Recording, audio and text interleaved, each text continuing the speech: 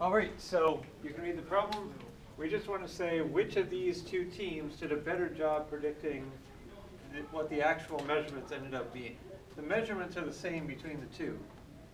So give me some quantitative way to say which team did a better job.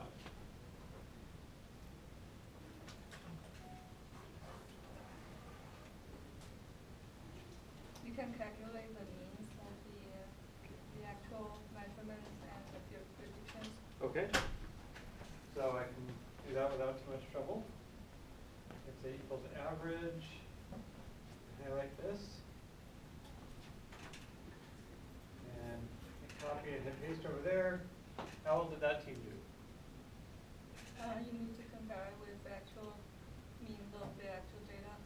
Okay, well this is computing the average of that. Oh, okay. Then you have to compute the predictions. Okay. Well, so here we're taking the means of the predictions. Oh. And somehow they predicted exactly what the mean of the actual measurements was, which is a really good trick. Maybe I engineered these numbers. So, I mean, the other team can't possibly beat that, right? But we could check. We could copy this. We're going to do it the slow way here because it's more obvious what I'm doing. And so now here's the mean of that. Here's the mean of that. Both teams got the mean exactly right. Measurement. So that doesn't let us know which team did better yet. Maybe you can take the difference between each items and then do the means of the difference. Okay. For example, like this item ended up being 2,800. The prediction was 2,900. That's pretty good, right? If I had switched these two numbers, they would be predicting 2,900 for something that was 8,000, which is not good. But it wouldn't affect the overall mean. So we do want them to be matching item by item, not just a mean overall. Yeah. So maybe you find the difference between the first two columns and then find the average of that difference. Okay.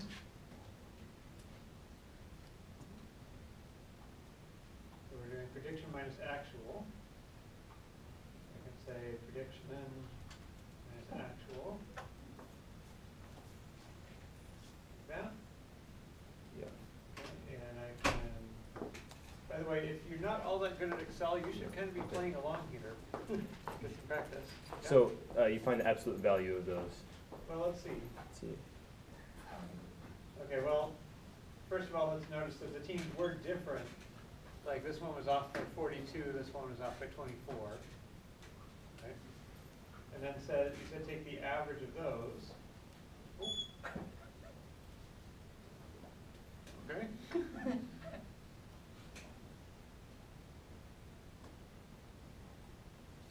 Percentage instead of Okay. absolute value.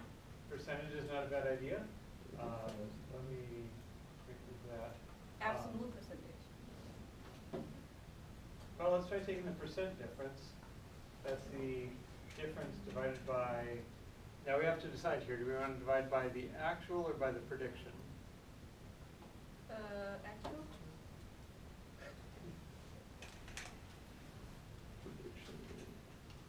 I think it's actual. You could actually go either way. You want to be clear about what you're doing. So here we could say percent difference equals diff divided by actual. Those are showing up as decimals, but I want them to look like percents. Okay. You would think it would be 0 because this was 0, but it's actually not exactly 0. And I can do the same thing like that. So at this point, there's actually a difference between the two teams. So that's refreshing.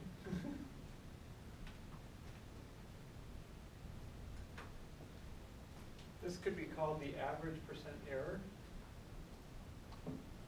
or 8.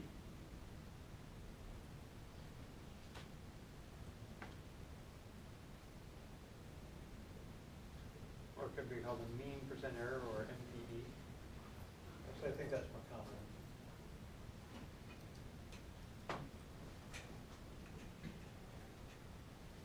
that's one way of measuring things. Both teams are pretty accurate according to that. Any other thoughts on how you Can might do squares of the percentage? squares or? I don't understand why you don't want to take absolute value Okay. of each of them. So why do I not want to take the absolute value? Well, maybe I do. What are the pros and cons of taking the absolute value? Because as it is now, if they get lower on one and higher on the next, it's sort of they kind of equal each other out. Okay. And we don't want that. We want just the difference. Okay, so if they were above on one and below on another by the same amount, it would turn out to look like zero error when it wasn't really, right? So we don't want it to appear like zero error. On the other hand, what if they were like, on every one of these, what if they were below by like 500? They would get the same score as if they were above by 500 each time, right? Would you like to know if they were consistently below by 500 and not get that mixed up with consistently above by 500? That is information we need to know. Yeah, so taking absolute values throws away some information, but it keeps other things from canceling. So there are pros and cons. So I didn't want to just do it mindlessly. I want to talk about the pros and cons. So I could take the absolute difference.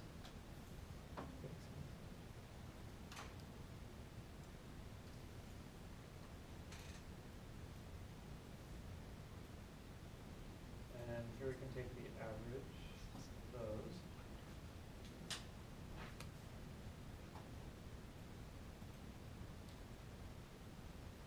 Okay. And not quite the same, but pretty close. And that's called the mean absolute deviation, MAD.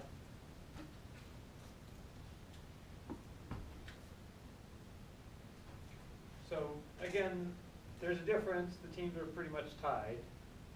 And then I heard someone say maybe take the squares, because that's another way of knocking out the minuses and the pluses, right? So it's important here. I am taking the absolute values, but I wouldn't really want to look at this column. Like that column is okay to take the average of, but I'd rather look at this one so I can see the pluses and the minuses. So if I was plotting something, I would not plot this column usually, I would plot this column. So another idea is to take the squares.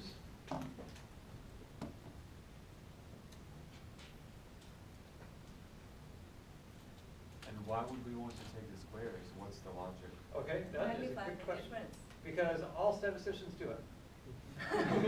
But why do statisticians do it, right? It makes some of the theory easier. You remember absolute value is shaped like a V, and square is shaped like a parabola. A parabola has a smooth derivative near the bottom there, where a V has a derivative on this side and a derivative on this side, but no derivative right at the point there. And so it makes some of the calculus easier to take squares. There's something fancy called the Gauss-Markov theorem that says things work out right if you take squares in this one theoretical situation. You're right, taking squares magnifies large differences, right? So if I had an absolute difference of, well, almost 30 here, I end up with a difference squared of like 900. So these two are different by about a factor of 2, but these two are different by about a factor of 4, or 5 almost. And so it's saying, hey, I want to really penalize myself for being very far away. On the other hand, if your difference is like 0.1, what is 0.1 squared? 0.01. And so that's making a small deviation not hurt very much at all. So it's saying, hey, don't sweat the small stuff, but you get really penalized for things far away. So sometimes that's what you want to do, but other times if you've got an outlier in there and you're never going to get close to it no matter what, it's just going to pull anything you do with squares toward itself a lot. You might want to do something with absolute values that's a bit more resistant to that outlier. So this is the stuff we're talking about is the stuff that human brains are in charge of. Once we figure out what we want to do, then we program the computer to do it, right? But the computer can't say, well, what are the pros and cons of using absolute value here? So we as the analysts have to think about this stuff. Okay, so that's the squared differences. And then what should I do with those?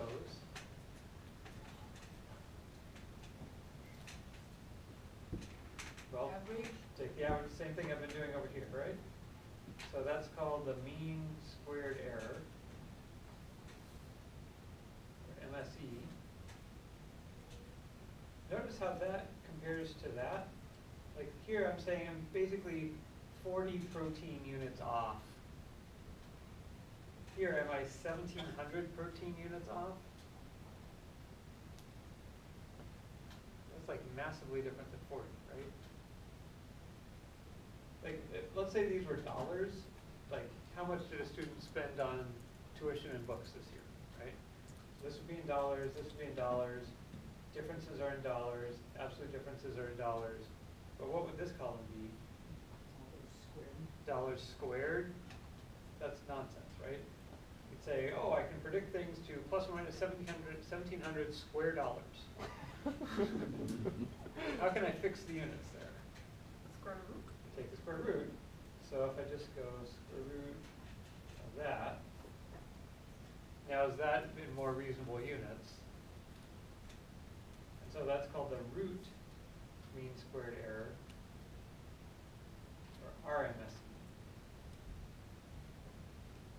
So MAD is one way we often measure deviations. RMSE is another way we often measure deviations. A lot of times when you're actually doing the actual optimization, what you're optimizing is the mean squared error because, again, it has nicer calculus properties.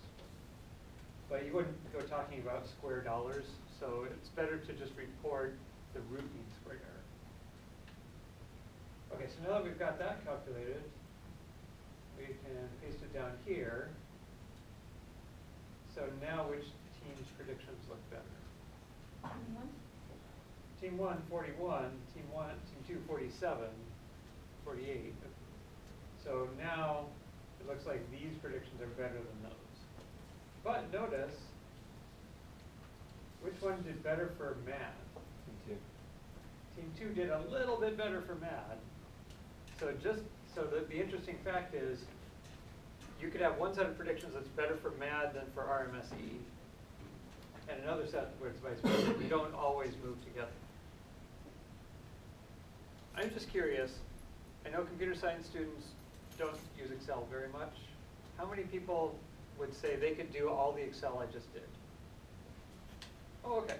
So that's half the class, maybe? We're having a debate in the math department as to how much technology we should have in the program and everything. So spreadsheets, programming, just interesting. Okay, so any questions on all that? So there we were talking about how to measure how good a set of predictions is. How to boil it down to one number, although we boiled it down to like 4 numbers. So then we have to choose among those numbers. And statisticians historically have used mean squared error. Actually, they don't even take the mean, they just sum them, which has some nice math properties, but computer science, machine learning people, they usually take the mean. So I figured I'll do what the Romans do here. All right, so now let's go into the next tab if there's any questions.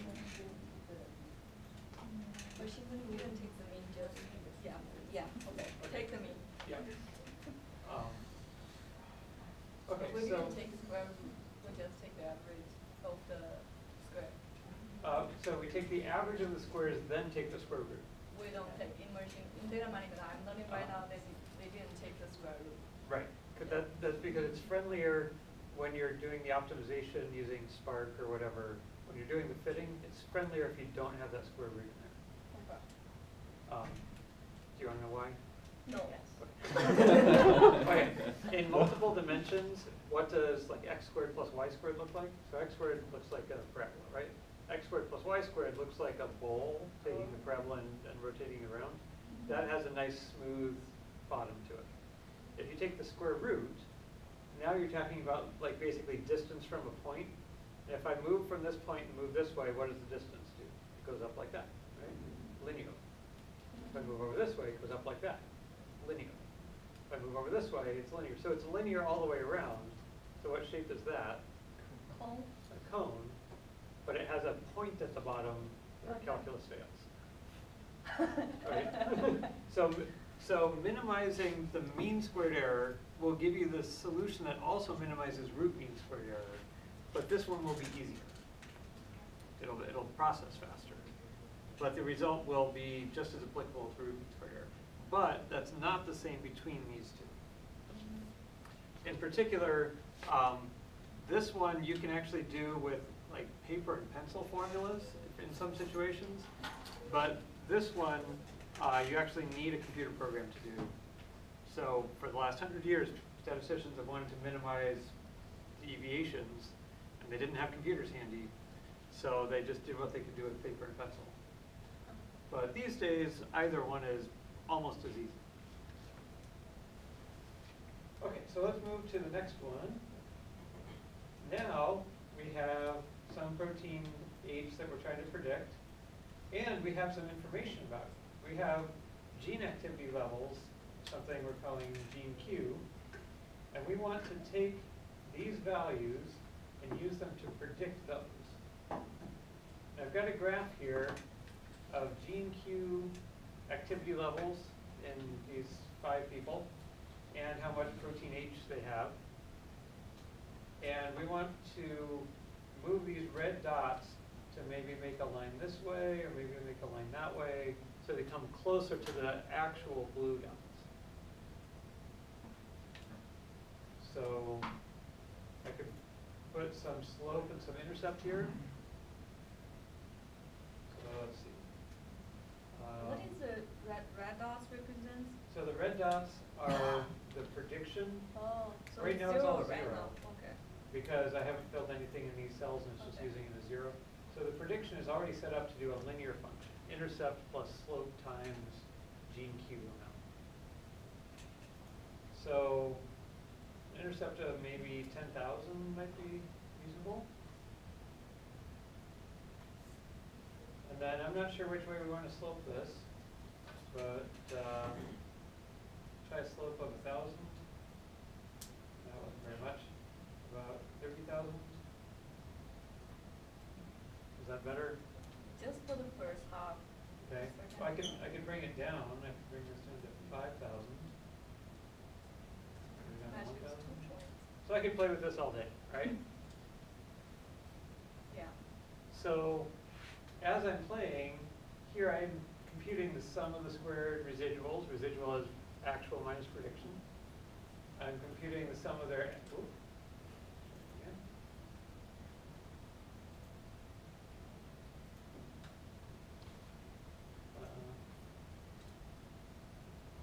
I'm computing the sum of their absolute values. I'm computing the MSE, all that good stuff. So I can play with these and watch these numbers until I'm happy with the results. Or I could ask whatever machine learning software I have, in this case it's Excel, or Spark or Weka or whatever, to adjust those coefficients for me. So what I can do in Excel is say add a trend line, and say display the equation and the R² value. So that is the slope and intercept that gives the best overall mean squared error, or sum squared error. So I could go type these in here and get the results, but retyping these is error prone. Wait, so fast. Wait, so the residual column, is that the difference between the actual and the prediction? Yeah. Okay, and so what we're seeing on the graph, on the chart, is the predicted and actual, right? The dots. Yeah. So and then where did the line come in? Like, is that The black line? Yeah, like what is it? Okay, so that is an Excel trend line. So what I did is I right click on one of the data points from the series I want to add the trend line to. And then Can you add You them? clicked on several points, I see it Well, highlighted several I points. only clicked on one, but it said, oh, well, you must mean that data series. Oh, the whole, is it actual, I think, values, Yeah, right? the blue ones. Okay. Can you add a different type of trend line Yeah. instead of straight? So I click add trend line and put the black line there. Exponential I maybe? can say display equation, display R squared. Exponential is not a good fit for the data. Logarithm? Yeah. Polynomial's not gonna be bad. So that's actually an interesting issue. This again. Okay, so linear gave me R squared of 0.29. We haven't talked about R squared, but the closer it is to 1, the better you're doing at predicting the data points you have. So you usually want R squared to be near 1, or as close to 1 as you can get it. If I switch to polynomial, notice that it has a linear aspect to it, something times x plus something else. But it also has an x squared. And now all of a sudden the R squared went from 0.29 to 0.8, so that's a lot better. I can tell it include a cubic term,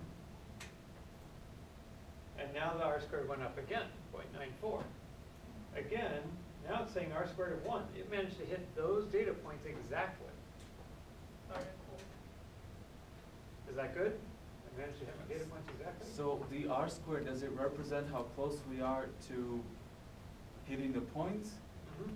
Okay, so it has nothing to do with the prediction thing, it's just, R Yeah, the red dots here don't affect At all, the okay. black trend line at all. Okay. It's just that I can adjust their slope and intercept to match the trend line if I want to. So R squared is a non-dimensional way to measure how close you're getting to your data. It's always between 0 and 1. Actually, in Excel, I can make it go negative, but you don't want to go there. So it's always between 0 and 1, regardless of whatever units I'm using, like protein age units or something. It's non-dimensionalized. The name for the R? Mathematical name for it? So the name for R squared is the coefficient of determination. Okay. And it's the square of the correlation coefficient for linear models, but not for nonlinear models. Okay, so here I have hit every data point I have. And I got an R squared value of 1, which seems great. But we'll talk about that later. Maybe it's not so great. Because you don't have enough sample points. That's why, although it's more fit, but it's not exactly perfect. Well, it's exactly perfect for what I have. Yeah, yes, for your half. But you Okay. cannot guarantee a perfect prediction. Right now for future data. Yeah, not for the future. Okay, so let me come back here to linear. And yeah, it's kind of pitiful. But we can come over here. I could retype those in here, but then if the data changed, I would have to retype them again. So I can use something called equals intercept and tell it what the y values I'm trying to predict are and the values I'm trying to use to predict them. And notice now 17149 is exactly what I got there. Except this actually does it to more precision than the graph gives it to. Similarly here I can type equals slope. These values, those values. And I get exactly the same value there. And so I can measure what's my root mean squared error, what's my mean absolute deviation. So in Spark or anything like that, you can tell it, hey, do a linear regression and give me the slope and the intercept. Try to predict this column using this other column. Can you explain again, can you go over this again, like the last thing you did? So this is the trend line that Excel figured out that is the closest possible to these blue dots using sum of squared errors or mean squared error. So that's the black trend line here. And then it shows me the coefficients, but I want to get them as actual numbers in my spreadsheet so I can use them. It almost looked like the red dots moved when you put the They did. line there. Yep. So what is that about?